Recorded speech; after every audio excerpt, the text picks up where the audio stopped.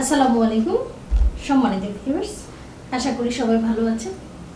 আমি ডাক্তার আকলিমা আক্তার, কর্মরত আছি ইউনাইটেড হসপিটাল দক্ষিণ বানাসরী, ঢাকা।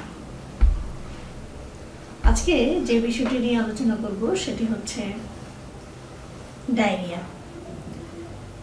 ইতিমধ্যে আমি অনেকগুলো ভিডিও করেছি পায়খানা কষা নিয়ে, তো আমি চিন্তা করলাম এই বিষয়টি নিয়েও আলোচনা করা উচিত। যখন একজন মানুষের সারাদিনে 3 বার বা তার বেশি লুজ মোশন বা পাতলা পায়খানা হবে, তখনই আমরা সেটাকে বলছি ডায়রিয়া। তো ডায়রিয়া বিভিন্ন কারণে হতে পারে। ব্যাকটেরিয়াল ডায়রিয়া, ভাইরাল ডায়রিয়া এবং প্রোটোজোয়াল ডায়রিয়া। তো ব্যাকটেরিয়াল কজের মধ্যে রয়েছে Escherichia coli, Salmonella Shigella, Campylobacter jejuni, Yersinia, Clostridium species ইত্যাদি। ভাইরাসের কারণেও ডায়রিয়া হতে পারে। তো ভাইরাসগুলো হলো যেমন অ্যাডেনোভাইরাস, রোটাভাইরাস, ক্যালিসি ভাইরাস ইত্যাদি। কিছু প্রোটোজোয়া রয়েছে, সেগুলোর জন্য ডায়রিয়া হতে পারে, যেমন অ্যান্টাময়বা হিস্টোলাইটিকা, জিয়ার্ডিয়া ইন্টেস্টাইনালিস, ক্রিপ্টোস্পোরিডিয়াসিস ইত্যাদি। তো এই সমস্ত জীবাণুগুলো দিয়ে সাধারণত ডায়রিয়া হয়ে থাকে। অ্যাকচুয়ালি ডায়রিয়া হচ্ছে একটা জিআইটি ইনফেকশন, মানে গ্যাস্ট্রো ইন্টেস্টাইনাল ট্র্যাক্টে যখন ইনফেকশন হয় তখন কিন্তু ডায়রিয়া হয়। তো এই জীবাণুগুলো আমাদের স্টোমাকে বা পাকস্থলীতে কিভাবে পৌঁছাবে?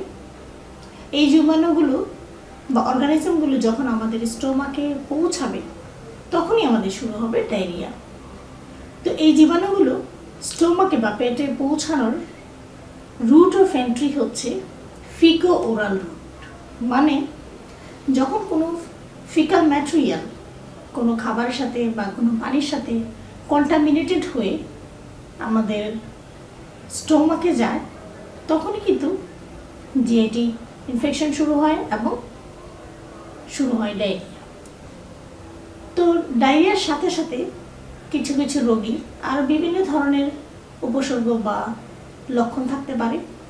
যেমন কারো কারো ডায়রিয়ার সাথে জ্বর থাকে, কারো কারো বমি থাকে, কারো কারো পেটে ব্যথা থাকে, কারো কারো বদ হজম থাকতে পারে, আবার কারো কারো অ্যানোরেক্সিয়া ডেভেলপ করে, মানে খাবারের অরুচি ডেভেলপ করে। তো ডায়রিয়া হলে আমরা সবাই জানি যে ওর স্যালাইন খেতে হবে, কিন্তু কিছু কিছু রোগী রয়েছে যেটা এই ডিজিজটাকে গুরুত্ব দিতে চায় না। দেখা গেল 2-3 বার ডায়রিয়া হয়ে গেল, কিন্তু এর মধ্যেও কোনো স্টেপ নিচ্ছে না, মানে ওর স্যালাইন খাচ্ছে না। তো যারাই এই ডিজিজটাকে অবহেলা করছে, তো তাদেরই ডেভেলপ করছে ডিহাইড্রেশন। আর ডিহাইড্রেশন যদি একবার ডেভেলপ করে, সেখান থেকে হতে পারে হাইপোভলিমিক শক এবং শক থেকে মৃত্যু। ভিউয়ার্স, আমরা অনেকেই জানি না যে ডিহাইড্রেশন কি, বা ডিহাইড্রেশন হলে একজন পেশেন্টের কী কী লক্ষণ দেখা দিতে পারে। চলুন জেনে নিই ডিহাইড্রেশনের কিছু লক্ষণ। একজন ডিহাইড্রেটেড পেশেন্টের প্রথমেই যে জিনিসটা আমরা দেখতে পাবো সেটা হচ্ছে পেশেন্টের মুখের ভিতর শুকিয়ে যাবে, পেশেন্টের খুবই পিপাসা লাগবে, বারবার পানি খেতে ইচ্ছা করবে, খুব ঘন ঘন শ্বাস নিতে থাকবে, পেশেন্টের ব্লাড প্রেশার কমে যাবে, পেশেন্টের হার্ট রেট মানে পালস বেড়ে যাবে, পেশেন্টের প্রস্রাবের যে ভলিউম বা প্রস্রাবের যে পরিমাণ, সেই পরিমাণটা কমে যেতে পারে। আবার কিছু কিছু ক্ষেত্রে দেখা যায় সিভিয়ার ডিহাইড্রেশন হলে অনেক সময় দেখা যায় প্রস্রাব বন্ধও হয়ে যায়। কারো কারো আবার প্রস্রাবের রঙটা গাঢ় হয়ে যায়, মানে ডার্ক কালার হয়ে যায়, আর পেশেন্ট খুবই ইরিটেটেড বা বিরক্ত হয়ে যায়। তো এই সমস্ত লক্ষণগুলো হচ্ছে একজন ডিহাইড্রেটেড পেশেন্টের লক্ষণ। যখন একজন পেশেন্ট ডায়রিয়া হওয়ার পর ওর স্যালাইন না খেয়ে চুপ করে বসে থাকে, তো তাদেরই কিন্তু এই সাইন সিমটমগুলো ডেভেলপ করতে পারে, যেটাকে আমরা বলছি ডিহাইড্রেশন। আর যখনই এই লক্ষণগুলো একজন পেশেন্টের মধ্যে প্রেজেন্ট থাকবে, তখন কিন্তু আর ঘরে বসে থাকলে চলবে না। তখন অবশ্যই তাকে হসপিটালে নিয়ে যেতে হবে এবং হসপিটালে ভর্তি করে তাকে আইভি স্যালাইন দিতে হবে। আমরা সাধারণত আইভি স্যালাইনের মধ্যে ডায়রিয়া পেশেন্টকে আমরা কলেরা স্যালাইনটা দিয়ে থাকি এবং স্যালাইন দেওয়ার পর পেশেন্টের ডিহাইড্রেশন ধীরে ধীরে রিকভারি হতে থাকে। নিয়ম অনুসারে ডায়রিয়া হওয়ার পর যতবার পাতলা পায়খানা হবে ততবার ওর স্যালাইন খেতে হবে। যতটুকু পাতলা পায়খানা হয় ঠিক সমপরিমাণ ওর স্যালাইন খাওয়ার নিয়ম, কিন্তু যেহেতু আমরা পরিমাণটা মেজার করতে পারি না, তো সেক্ষেত্রে যতবার পাতলা পায়খানা হবে ওয়াশরুম থেকে এসে অবশ্যই 1 গ্লাস ওর স্যালাইন খেয়ে নিতে হবে। এবং এই নিয়মটা যারা ফলো করে তাদের কিন্তু এই ডিহাইড্রেশন ডেভেলপ করে না, আর ডিহাইড্রেশন থেকে পেশেন্টের শক এবং মৃত্যুও হয় না।